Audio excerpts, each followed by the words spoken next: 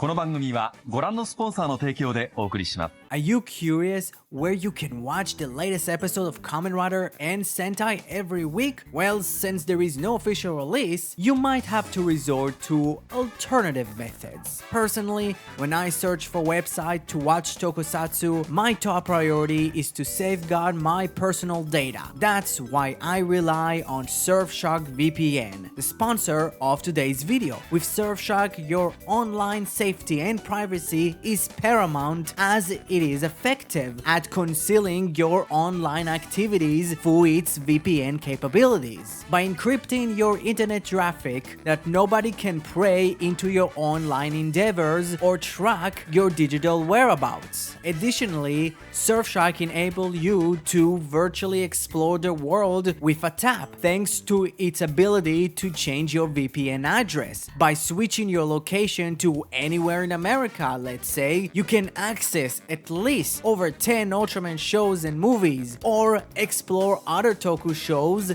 available on Tokusatsu. You can poke around at the Japanese Premium Bandai page and discover a captivating array of expensive children's toys. I highly recommend getting Surfshark VPN today, as it comes with an extra 3 months. Simply click the link in the description, and if you are unsatisfied, rest assured there is a 30-day money-back guarantee. So why wait any longer? Take advantage of this fantastic offer and sign up now. It's an incredible opportunity for all of you, my fellow Tokusatsu fans. I really love the way that we got to see more of Geryon, with him creating amalgam without any use of a human host, which was really cool.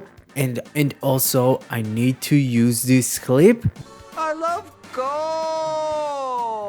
While his scene with Minato gave us actual small bits of backstory, with him probably being a classmate of Minato, and it's just so interesting to see how each and every character might be connected to each other, which is really cool. And something that I hope that would continue forward, because I have a theory. You might say, a game theory. I'm sorry, MatPat. It was nice knowing ya, but I will talk about that theory quite later. MatPat isn't dead, he just left. But let's not talk about that. While I really like that he might be connected to the moment that made Fuga branded as a traitor, which is also connected to Spanner, with Kyoka actually saving his life in that incident that actually caused many alchemists' lives. I don't know how much Spanner's life was actually worth it. I'm just saying. I'm not saying anything,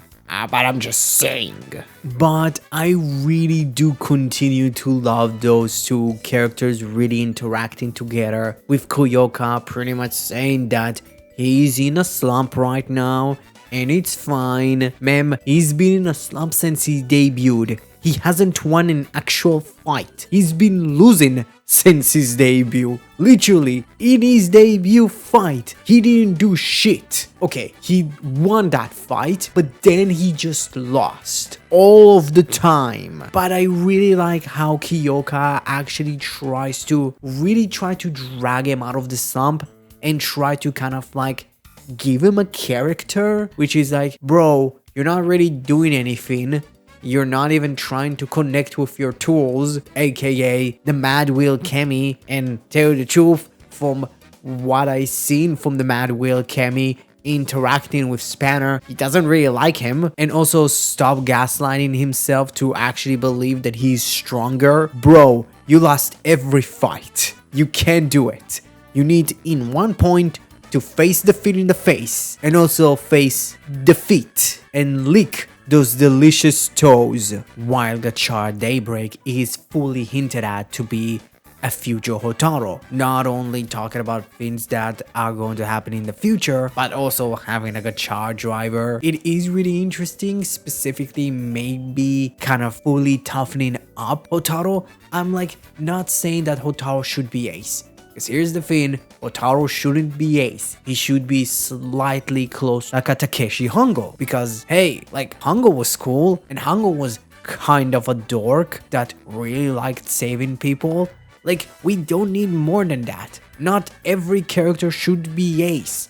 Not every character should be this confident douchebag that he's so cool to watch. It's like, no, I don't want to watch it every year. It's boring. While I want to say one thing about the actor, it seems like he's gotten better since last time I seen him in Ultraman Saga, because oh boy, that movie absolutely sucked, and having him in that role of being the host of Zero was terrible because the actor was terrible. Shin Asuka barely saved the film, and that was barely, because the only reason the movie was good, it was great for Shin Asuka fans to actually masturbate over, because that's the time they gave some sort of a shit about Shin Asuka and actually like, oh, Shin Asuka is important. It's not just Daigo and Tiga. Dinah is also a character. How many of you actually gotten that reference?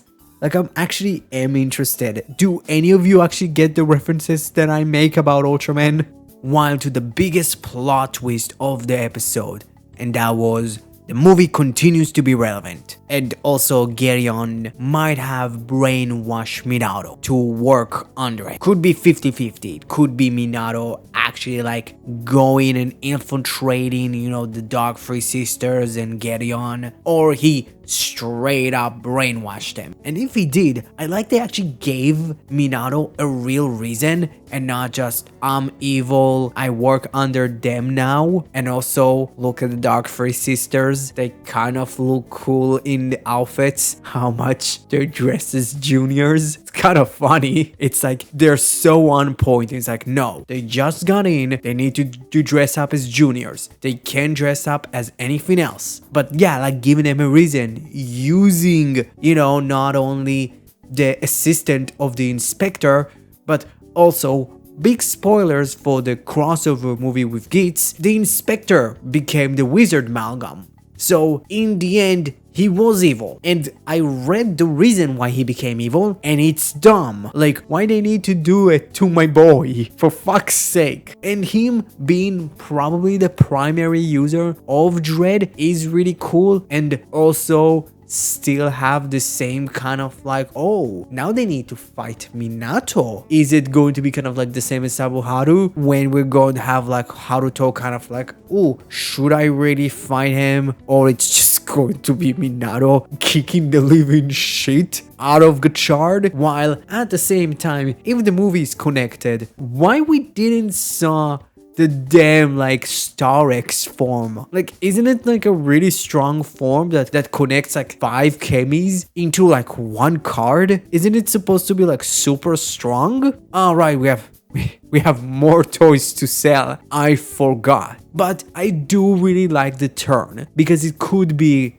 brainwashing, but also it could be Minato trying to at least try to like infiltrate and try to understand what the fuck is going on. Overall, this episode gets a B. I really like it. How much I heard the rumors about a big like scrapping and a lot of rewriting, at least some sort of a change in the writing department. I hope it's more Hasagawa getting more leeway, because he should, like, as a writer, that like when Studio Trigger approached Tsuburaya for the Gridman anime, it's like Tsuburaya gave them Hasagawa, even after the failure of fucking Nexus. How much, you know, he head wrote Ginga, and Ginga was successful, and he head wrote Dinah, and Dinah was successful, but still, they gave him that. Why the fuck Toei isn't letting him the same leeway as fucking Tsuburaya does? Like, what Toei doesn't see in Hasagawa that actually like Tsuburaya sees? Like, can you all explain to me? While before I'm going to talk about, you know, the big change that we had, there is a small theory that I stumble upon that I really want to talk about. And that is Geryon being Hotaro's dad. Like, it does kind of make sense if you look at it age-wise. I think like Hotaro is like, what, 16 to like 17, and Geryon is supposed to be at least in his mid-30s to early 40s. So it's like, yeah, like in that age, if he made him semi-young, maybe early 20s, like I could kind of see Hotaro be Geryon's son, which could be interesting as like a plot development thing to do, because like, oh, he's the son of like the main bad guy. I understand. It's another, main protagonist of a Kamen Rider show in the Reiwa era having some sort of a daddy issue. But come on, like, it's really cool and it's a really interesting plot development that could help the show to really put a slightly more smaller but still higher stake than just he's just the bad guy. I don't know, I'm kind of interested to see what's going to happen next. While the new opening is great, like, I really like the new remix of Kemi's story. I think it's really fun. I really like the new instrumentation, specifically like the down-tuned guitars do sound really cool, and I like that we're actually using the second verse. I don't know how many Rider shows on the top of my head that actually used both the first and the second verses. Tell you the truth, I wish Gates just used the second verse, because the first verse absolutely sucked, while actually seeing like Majade and Valvarad being in the intro is interesting. It's very much kind of like, hey guys, those are our new toys. We are sorry that we're not pushing enough. Which I kind of hate. That's like, oh man, like, it's a solitary, like, singular rider show in the beginning, and now it's like, let's push a bunch of different riders. Like, that's a thing that I kind of hate. But yeah, what you thought about overall about episode 17 of Gotchard? Comment below, let me know. Thank you very much for watching. Thanks for Surfshark for supporting my channel. Subscribe to my channel if you already didn't. Thank you very much and have a great rest of your day.